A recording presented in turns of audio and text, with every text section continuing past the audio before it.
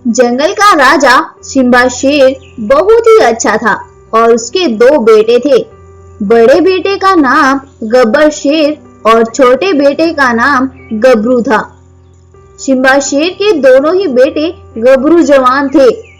उसके दोनों ही बेटे बहुत ही लालची और नाकरवा थे और वो पूरा दिन गुफा में ही पड़े रहते और जो उनके पिता भोजन लाते उसे भी खा लेते। उन दोनों को अपने बाप की बिल्कुल भी परवाह नहीं थी। सिम्बा शेर बेचारा बूढ़ा अकेला ही जंगल से भोजन लाता और उन दोनों को भी खिलाता। अब जिसकी बैठकर खाने की उम्र थी वो ही बेचारा उन दोनों निकम्मों को खाना लाकर देता था। कभी कभी तो सिम्बा शेर को बहुत ज्यादा गुस्सा आ जाता और वह उन दोनों को डांट भी दिया करता था। आखिर मैं कब तक तुम दोनों निकम्मों को खाना ला ला कर खिलाता रहूंगा? अब तो मेरी उम्र हो चली है। इस उम्र में तुम तो मुझे क्या ला कर देते और मेरा लाया हुआ भी ढसेड़ लेते हो। अरे बाबा, क्यों अपना खून जलाते हो? खाना ही तो है, थोड़ा थोड़ा करके खा लेते हैं। लेकिन तुम नहीं निकलोगे घर से। ना, बिल्कुल भी नहीं। उसी जंगल में एक शेरनी भी रहती थी। उसका भी एक बेटा था जो कि सिम्बा शेर के बेटों का दोस्त था। उसका नाम था शार्दुल। शार्दुल एक बहुत ही अच्छा बच्चा था। वह अपनी माँ की बहुत ही ज्यादा खिदमत करता था और साथ ही सिम्बा शेर की भी।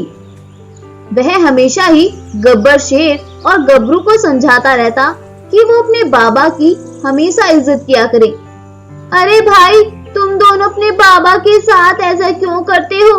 अपने बाबा की इज्जत किया करो, क्या पता उनकी खिदमत करने से तुम्हें क्या मिल जाए। अरे यार, तुम हमें हमेशा ये लेक्चर मत दिया करो। तुम फिरते हो ना अपनी माँ के आगे पीछे माँ माँ करते हुए। चलो भाई, मुझे क्या, तुम्हारे बाबा हैं, तुम जानो। और फिर शार्दुल अपनी गुफा में वापस आ जाता है और वो दोनों भी अपनी गुफा में वापस आते हैं। जब वो अपनी गुफा में वापस आते हैं तो वो वहां जाकर देखते हैं कि सिम्बा शेर की तबीयत बहुत ज्यादा खराब हो गई है और वह नीचे पड़ा हुआ कर्रा रहा है।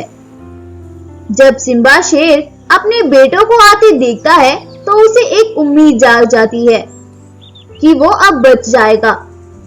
अपने बेटों को देखकर सिम्बा शेर उनसे बोलता है, अरे बेटो, तुम आ गए। मुझे पता था कि जब बकरी तुम्हें मेरी तबीयत का बताएगी तो तुम दौड़ते हुए मेरे पास आ जाओगे। अरे बकरी, हमें तो उसने कुछ नहीं बताया। हम तो अपनी मर्जी से आए हैं और अब तो हम बहुत ही ज्यादा थक भी गए हैं। अरे बेटा, चलो जो भी, तुम जरा जाकर हकीम भालू को बुला लाओ। मेरी तबीयत तो और भी ज्यादा खराब होती जा रही है। अरे बाबा, हमने कहा ना कि हम बहुत थक गए हैं।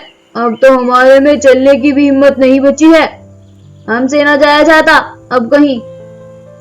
उधर वह बकरी जिसे सिम्बा शेर ने अपने बेटों को बुलाने भेजा था वो शेरनी की गुफा पर जाती है और शेरनी और शार्दुल को सिम्बा शेर की तबीयत का बताती है। शार्दुल और शेरनी सिम्बा शेर की तबीयत का सुनकर तुरंत ही उसकी गुफा की ओर निकल पड़ते हैं और रास्ते से अपने साथ भालू हकीम को भी ले लेते हैं। जब वो दोनों गुफा पर पहुंचते हैं तो वहां जाकर देखते हैं कि सिम्बा शेर की तबीयत बहुत ज्यादा खराब है। तभी भालू हकीम शार्दुल से बोलता है, बेटा, अब मैं कुछ नहीं कर सकता हूँ। इन्हें एक जड़ी की जरूरत है जो कि तुम्हें काली पहाड़ी के पास ही मिल सकती है। तभी शेरनी सिम्बा शेर के बेटों से बोलती है, अरे बेटा, जाओ तुम जल्दी से जड़ी ले आओ, क्या पता तुम्हारे बाबा की जान बच ही जाए।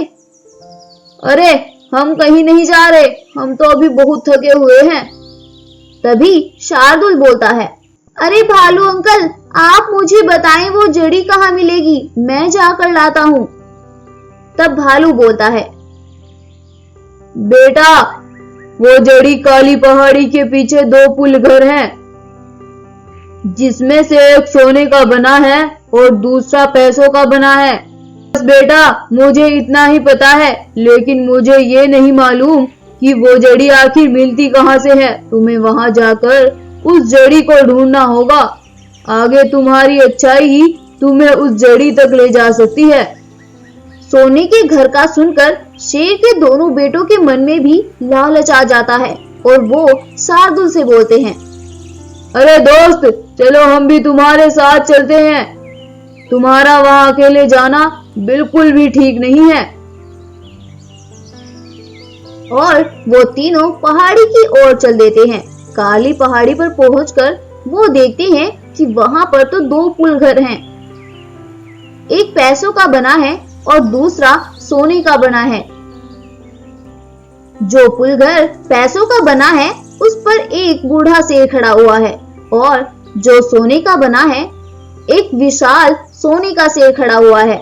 पैसों वाले घर के पास जो बूढ़ा शेर खड़ा हुआ है वो बहुत ही ज्यादा घायल अवस्था में है और वह दूसरा एक हट्टा खट्टा गबरू जवान बहुत ही विशाल सोने का शेर है। वो दोनों भाई तो सोने के शेर को देखकर उसकी ही तरफ दौड़ पड़ते हैं, लेकिन शार्दुल बेचारा उस बूढ़े शेर से पूछता है, अरे बाबा, क्या मैं आपकी कोई मदद कर सकता हूँ?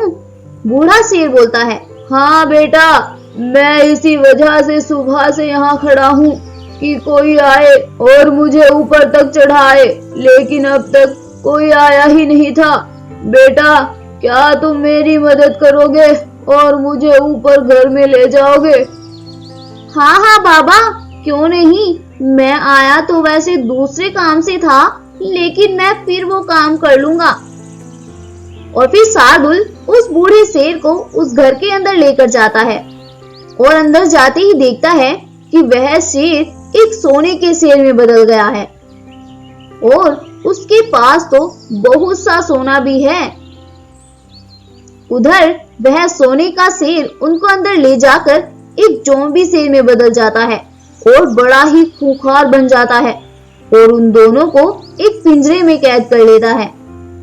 शार्दुल शेर उस बूढ़े शेर से बोलता है, अरे बाबा, हमारे जंगल के राजा बहुत ही ज्यादा मुसीबत में हैं और उन्हें एक जड़ी की जरूरत है जो कि इस काली पहाड़ी के पास ही मिल सकती है। अच्छा, ये बात है बेटा, तुम घबराओ नहीं, वो जड़ी मैं ही तुम्हें दूंगा। और फिर वह बूढ़ा शेर शार्दुल को वो जड़ी दे देता है।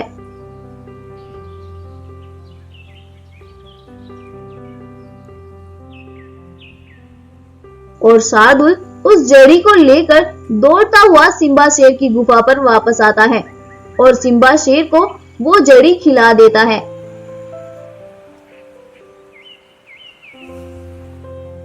उस जड़ी को खाने के बाद सिम्बा शेर बिल्कुल तंदुरुस्त हो जाता है और फिर वो शार्दुल से अपने बेटों के बारे में पूछता है। तब शार्दुल उन्हें सब कुछ बताता है। शार्दुल की ऐसा कहने पर भालू हकीम सब कुछ समझ गया था और वह शेर को बताता है, शेर राजा, उनके मन में लालच था, इसीलिए उन शेरों ने उन्हें कैद कर लिया होगा और शार्दुल बेटा अपनी परीक्षा में सफल हो गया होगा, इसीलिए उन्होंने उसे वो जड़ी दे दी। अपने बेटों के कैद होने की खबर सुनकर सिम्बा शेर बहुत परेशान हो जाता है और वह शार्दुल को अपने साथ लेकर उस पुल घर के पास जाता है और वहां जाकर सिम्बा शेर उन दोनों शेरों से माफी मांगता है और अपने बेटों को छोड़ने की बात करता है। शेर भाइयों, मेरा इस दुनिया में इन दोनों के अलावा कोई नहीं है, प्लीज इन दोनों को छोड़ दो। शेर के ऐसा कहने पर वो उन्हें छोड़ देते हैं और वो चारों वापस जंगल आ जाते हैं।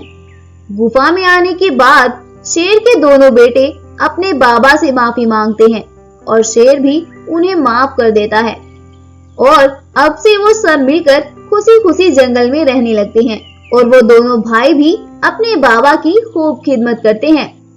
तो दोस्तों, क्या सीखा आपने इस कहानी से कि मुसीबत के टाइम हमेशा हमारे माँ बाबा ही काम आते हैं, इसीलिए उनकी खिदमत करो और हमेशा ही अपने माँ बाबा की बहुत ज्यादा इज्जत करो।